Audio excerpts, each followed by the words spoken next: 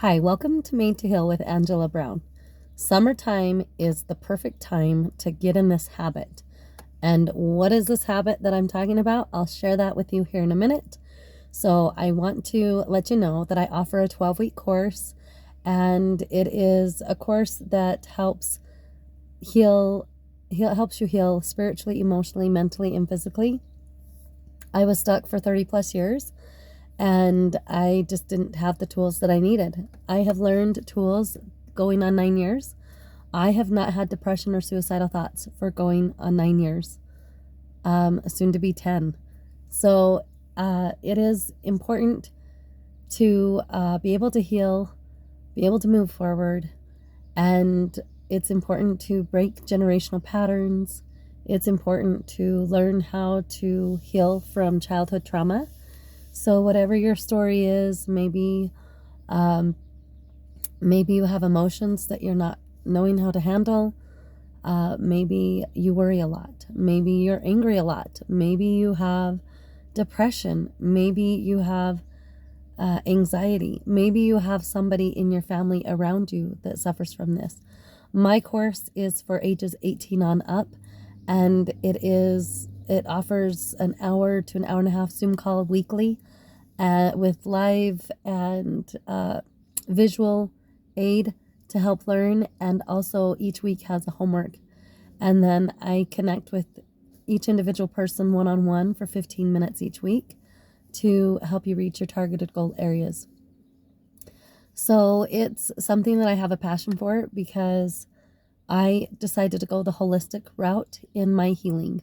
I decided to surrender to God and Christ, and I asked for guidance for me to be able to heal, and for me to go 9 years without having any of that stuff is huge. It's miraculous. So, is life perfect? Absolutely not. Do I still deal with sad things that happen in my life? Absolutely. But I have tools to use during these trials and hard times that doesn't keep me stuck and stagnant. So I have some beautiful lessons to share with the world. So if you're interested in learning more about that, just comment in the comments that you want to learn more about my 12-week course. And then what I wanted to share today is a great habit that we can start in the summertime. I want to know in the comments, what have you been doing the first week of your summer? Summer officially kicked off and started on the 21st. It was the longest day of the year. What do you do in the longest days of the year in your summertime? What is it that you absolutely look forward to do that is a must that you have to do every year? What I think is a good habit. So I was in a homeschool group with a homeschool group of moms.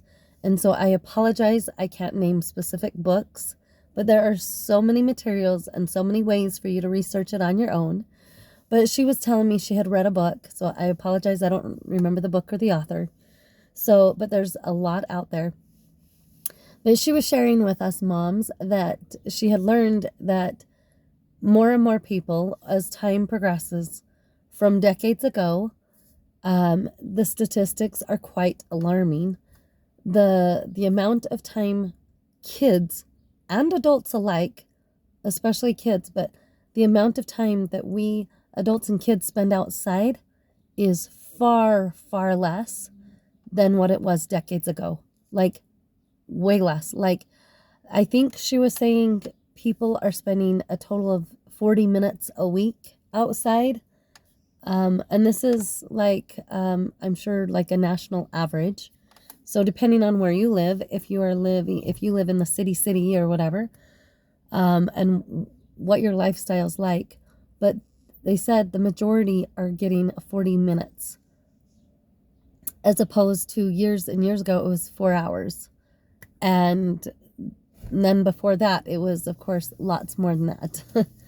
So it's so important that we allow ourselves some time to be outside. And no matter what it is you're doing, it's a form of grounding. Just being outside, hearing nature, being in nature, a part of nature. So this is my challenge to you, is to try to get outside as much as you can. So what are things that you do normally inside that you can convert to doing it outside? No matter what it is. Maybe it's knitting or crocheting, if that's something that you do. Maybe it's writing, taking notes, whatever it is, studying, learning. Can you switch your environment to going outside? Just, it's so important to create this habit of being outside. A lot of times I hear people, and it's kind of saddening. I mean, this isn't my topic today, but it's interesting. I love to enjoy the 4 seasons. I grew up in a place where it was just summer or winter, right? Summer or cold, but there was really not that in between. It was either hot or it was cool. But now, the last almost going on, not quite yet, but almost 20 years later, I've lived in a place where my family and I have been blessed to experience all 4 seasons: winter, spring, summer, and fall. And it's been quite the experience. Now, I'm going to be honest, the first few years, I hated it. I hated it. I hated the cold. I hated, because when you experience all 4 seasons, you deal with the cold a little bit longer, right? Because you're experiencing all the things. So it was quite the adjustment. And I grew up where there wasn't a lot of snow. And if it did snow, it was melted and gone in 30 minutes. And so living in a place where the snow stuck to the ground and stayed for a while, it was a really hard adjustment. But now, the last several years, I love the seasons. I love every season, and every season has something different to offer. And I have noticed on social media, there's always going to be your complainers. There's going to be complainers about how cold it is because it's winter, or how hot it is because it's summer. And I am just putting that challenge out there. No matter where you find yourself out in the world, find joy, find gratitude for whatever season you are in, whether it's your life, whatever season you find yourself in life, whether you're just a hands-on, full-time, stay-at-home mom, or maybe you're a working mom and you have kids that you still attend to after work. Maybe you're an empty nester. Maybe you're not quite a mom and you're hoping for that to happen for you. Wherever you're at in your life, enjoy the season that you find yourself in. Find joy, find gratitude, and then the weather, the season that we actually have, the outside weather, whatever it is that surrounds you in your environment, enjoy. Take the time to enjoy. And if there's things that bother you about the season, try not to focus on that kind of stuff. Try not to focus on the mosquitoes and the pesky little things that you don't like about summer or whatever season you find yourself in. But focus on the good. And the good that can come of this season especially is we can get in the habit of going outside so that we can grow into fall and winter of still going outside but treating it different. We bundle up, right? But enjoy being out in nature at all times of the year. It is so soothing, so soothing to the soul. Grounding is important. Grounding you can do all year long. I love to do it in the summertime, barefoot in my little patch of garden. It is just connecting with earth and mother nature. There is something to it. It's like a recharge for your body, because there's energy that comes up and out of the earth, just as there's energy that emits up and out and surrounding our bodies. We are just a ball of energy, everybody, every one of us. And so it's important to ground and to recharge. And whether you do it barefoot or not, you don't have to do it barefoot in your garden space or whatever, but just sitting out in nature, just touching nature. That hug a tree. I remember back in the day, I was a teen, and there was this saying for tree huggers, and oh my gosh, go hug a tree, and we were saying it kind of rudely, but honestly, hugging a tree is healing. So whatever it is you want to do to connect with nature, do it. I love the sound of water. So if you know where there's a stream, or you know where there is water to be found and you love the sound of running water, go escape and enjoy listening to water. I love the sound of wind and the different leaves, especially like we live in an area where there's a lot of quaking aspens, or you can go into the mountains and you can and just the wind through those quaky aspen leaves. It's beautiful. I love it.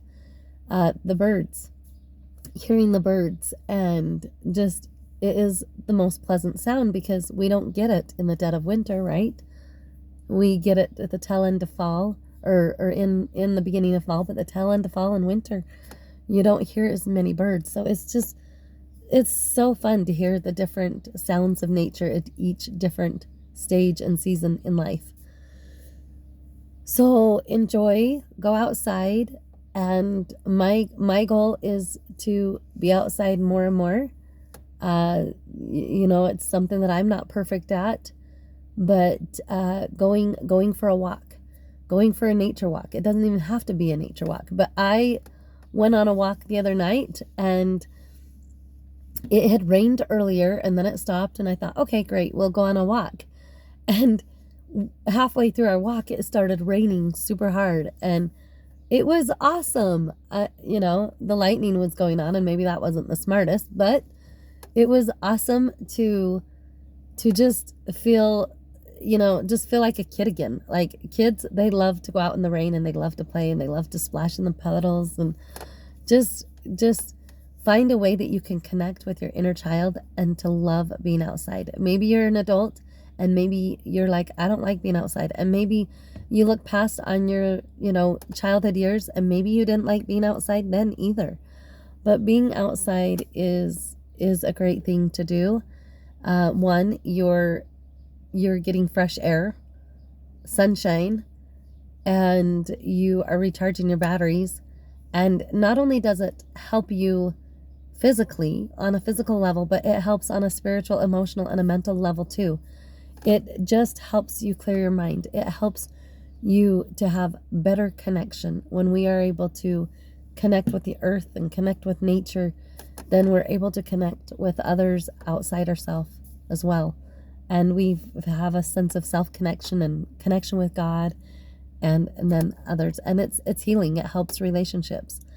So feel free to ground, go out in nature, challenge yourself, kind of pay attention the rest of this week of how much time you spend outside in a week, and have a goal to double it, or have a goal to extend it for 20 minutes, 30 minutes, whatever it looks like for you.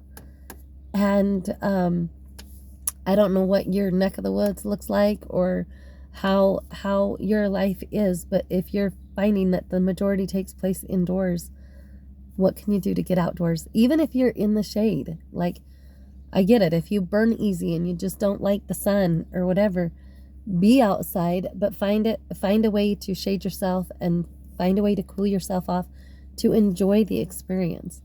But it is important that we get enough sunlight, that we get enough time spent outside, because it's healing. It's very, very, very healing for the soul, and the benefits are there are so many more pros to cons to going outside.